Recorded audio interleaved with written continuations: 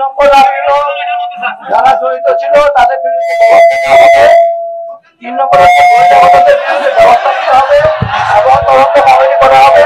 আমি তোমাদের কাছে 4 নম্বর পয়েন্টে আসি। 4 নম্বরে সকাল 9টা পারবো না, আমাকে সময় দাও। আমাকে পারবো না, মাসের মধ্যে 7 দিনের মধ্যে তদন্ত কমিটি রিপোর্ট দেবে আর ব্যবস্থা করা হবে।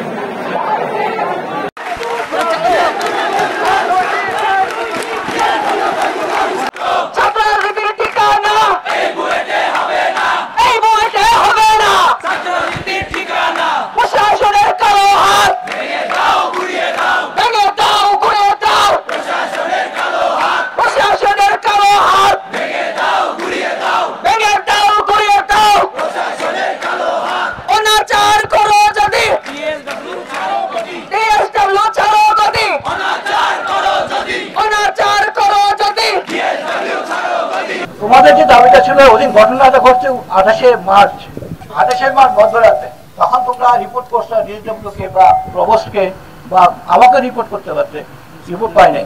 এখন সেটা তোমাদের কথা ছিল 1 নম্বর ছিল। আমি বলি তোমরা আমার কথা শোনো, তোমাদের